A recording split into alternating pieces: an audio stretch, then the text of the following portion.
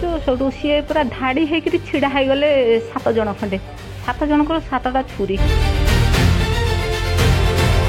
ବୋଉ ବେକରେ ଦେଖେଇଲେ, ନାତୁଣୀ ବେକରେ ଦେଖେଇଲେ।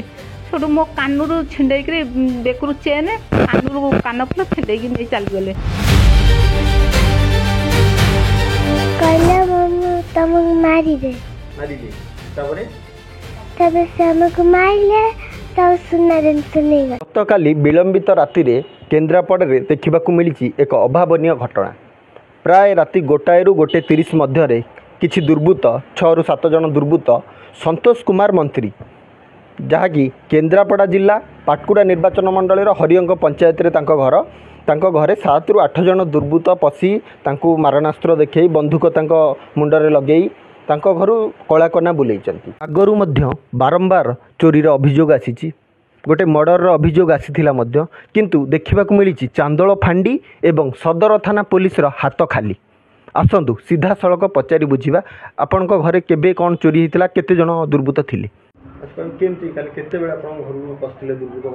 ଗୋଟାଏ ବେଳେ ଆସିଲା ବେଳକୁ ଆମେ ଘର ଭିତରେ ଶୋଇଛୁ ସେଠୁ ସିଏ ପୁରା ଧାଡ଼ି ହେଇକିରି ଛିଡ଼ା ହେଇଗଲେ 7 ଜଣ ଖଣ୍ଡେ। 7 ଜଣଙ୍କର 7ଟା ଛୁରୀ ଧରିକିରି ସେଠୁ ମୁଁ ଯେମିତି ଉଠିକିରି ବସିଛି, ମୋତେ ସେଠୁ କହିଲେ ପାଟି କରନା ବସ। ସେଠୁ ମୋ ବୋଉ ଉଠିଲା, ସେଠୁ ଛୁରୀ ବୋଉ ବେକରେ ଦେଖେଇଲେ, ନାତୁଣୀ ବେକରେ ଦେଖେଇଲେ। ସେଠୁ ମୋ କାନରୁ ଛିଣ୍ଡେଇକିରି ବେକରୁ ଚେନ୍, କାନରୁ କାନଫୁଲ ଛିଣ୍ଡେଇକି ନେଇ ଚାଲିଗଲେ। ସେଠୁ ନେଇକିରି ବୋଉ କତିକି ଗଲେ, ଆଉ କହିଲେ ତୋ କାନର କାହିଁ? ନା ମୋ କାନ ନାହିଁ। ନା ତୋ ବେକରେ ଯେଉଁ ମଙ୍ଗଳସୂତ୍ର ଅଛି ଦେ। ସେଠୁ ସିଏ ମଙ୍ଗଳସୂତ୍ର ଛିଣ୍ଡେଇକି ଦେଲା। ସେଠୁ ଗଡ଼ରେଜ ଚାବି ଦେଲା, କହିଲା ଗଡ଼ରେଜ ଏଇଠି ଅଛି। ସେଠୁ ଗଡ଼ରେଜ ଖୋଲିଲେ, ସବୁ ଜିନିଷ ସେଠୁ ନେଇକିରି ସେଠୁ ଆମକୁ କବାଟ ଦେଇକିରି ସେ ବାହାରକୁ ପଳେଇ ଆସିଲେ। ବାହାରୁ ଆସିକିରି ଏ ଘର ସବୁ ଖୋଲି ଖାଲିକିରି ନେଲେ, ଆମକୁ ଯାଇ ପଛରେ କବାଟ ଫିଟେଇଲେ। ବାହାରୁଆ କବାଟ ଦେଇକି ସେ ପଳେଇଗଲା ପରେ ଆମେ ପଛ ଗ୍ରିଲ୍ ଫିଟେଇକିରି ଦେଇକିରି ସେଠୁ ପଦାକୁ ଆସିକିରି ପଡ଼ୋଶୀ ଘରକୁ ଯାଇକିରି ମୋବାଇଲ ଆଣିକିରି ଫୋନ୍ କଲୁ। ପଶିଥିଲେ ସେଠି ବାଟେ ପଶିଛନ୍ତି, ସେଠି ପାଚ ବାଟେ ବାହାରିଲେ, ଏଇ ରୁମ୍ ବାଟେ, କ'ଣ ଦାଣ୍ଡ ରୁମ୍ ବାଟେ ବାହାରିଲେ। ସେ 7 ଜଣ ଥିଲେ। କେତେ ଜଣ ଚୋର ପଶିଥିଲେ ତମ ଘରକୁ? 7 ଜଣ। କ'ଣ କଲେ? ଛୁରୀ ଲଗେଇଦେଲେ? କ'ଣ କହିଲେ? କହିଲା ତମକୁ ମାରିବେ, ତାପରେ ସେ ଆମକୁ ମାରିଲେ, ସୁନା ଜିନିଷ ନେଇଗଲେ। ପଇସା ନେଇଗଲେ। ଆଉ ତମ ଗଡ଼ରେଜ ଫଡ଼ରେଜ ସବୁ ଭାଙ୍ଗିଦେଲେ? ହଁ, ବୋଉ ବେକରୁ ନେଇଗଲେ ଚେନ୍, କାନରୁ ନେଇଗଲେ, ଆଉ ମାମାର ବି କାନରୁ ନେଇଗଲେ। ତମକୁ କ'ଣ କହିଲେ? ତମକୁ ସେମାନେ କ'ଣ କହିଲେ? କହିଲା ଆମେ ତତେ ମାରିଦେବୁ।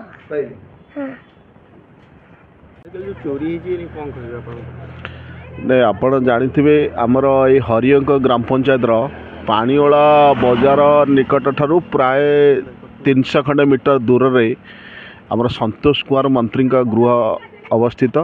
ଏବଂ ଏଠି କାଲି ରାତି 1ଟାରେ କିଛି ଦୁର୍ବୃତ୍ତ ଆସିକିନା ଖଣ୍ଡା ଭୁଜାଲି ରିଭଲଭର ଦେଖାଇ ଚୋରି କରିଛନ୍ତି ଏବଂ ସମ୍ପୂର୍ଣ୍ଣ ଜିନିଷ ସୁନା ଅଳଙ୍କାର ଠାରୁ ଆରମ୍ଭ କରି ପ୍ରତ୍ୟେକ ଜିନିଷ, ମୋବାଇଲ ଠାରୁ ଆରମ୍ଭ କରି ଆପଣ ପାଉଁଜି ଠାରୁ ରୂପା ଠାରୁ ଆରମ୍ଭ କରି ସମସ୍ତ ଘରର ଯେତେ ଜିନିଷ ଚୋରି କରି ନେଇଯାଇଛନ୍ତି।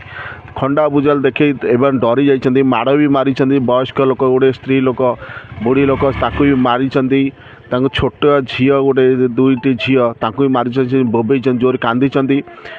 ଏଭଳି ଭାବରେ ଆପଣମାନେ ଜାଣିଥିବେ ଖୁବ୍ କମ୍ ଦିନ ଭିତରେ କେଶରପୁର ଗ୍ରାମର ହନୁମାନ କଲୋନୀ ଭିତରେ ମଧ୍ୟ ଚୋରି ହୋଇଥିଲା।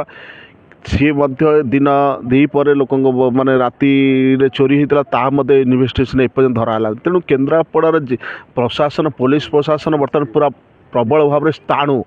ବର୍ତ୍ତମାନ ସାଧାରଣ ଲୋକ ସୁରକ୍ଷିତ ନାହାନ୍ତି, ଏ ସରକାର ପୀଡ଼େ ସାଧାରଣ ଲୋକ ସୁରକ୍ଷିତ ନାହାନ୍ତି।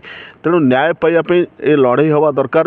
ପୋଲିସ ପ୍ରଶାସନ ସମ୍ପୂର୍ଣ୍ଣ କେନ୍ଦ୍ରାପଡ଼ା ଜିଲ୍ଲାରେ ସ୍ଥାଣୁ। ଏବଂ ଆପଣମାନେ ଜାଣିଥିବେ ଦୀର୍ଘ 6 ମାସ ହେଲାଣି ଗୋଟେ ମର୍ଡ଼ର ହେଲା ମଧ୍ୟ କେଶରପୁରରେ। ସେ ମର୍ଡ଼ର ଏପର୍ଯ୍ୟନ୍ତ ବି କିଏ ମାରିଛି, କ'ଣ ହେଇଛି, ଏପର୍ଯ୍ୟନ୍ତ ଇନଭେଷ୍ଟିଗେସନ୍ ବି ଜଣାପଡ଼ୁନାହିଁ।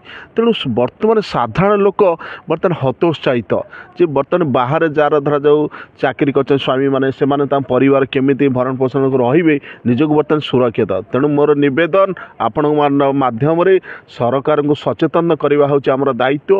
ସେମାନେ ଯେଭଳି ଭାବରେ ପୋଲିସ ପ୍ରଶାସନକୁ ସକ୍ରିୟ କରିଲେ ଏବଂ ପ୍ରକୃତରେ ଯିଏ ଯେଉଁ ଗ୍ରୁପ୍ ବାହାରିଛନ୍ତି ଚୋରି ଗୁଣ୍ଡାଗିରି କରିବା ପାଇଁ ତାକୁ ଧରିକିନା ଆରେଷ୍ଟ କରିବା ଉଚିତ। ବାକି ରହିଲା କେନ୍ଦ୍ରାପଡ଼ା ସଦର ପୋଲିସ ଏବଂ ଚାନ୍ଦୋଳ ଫାଣ୍ଡି ପୋଲିସ ଏ ଚୋରି ଉପରେ କେବେ କରୁଛନ୍ତି ପର୍ଦ୍ଦାଫାଶ। କେନ୍ଦ୍ରାପଡ଼ା ପାଟକୁରାରୁ ସର୍ବେଶ୍ୱର ବଳ, ପ୍ରତିଦିନ ଟିଭି।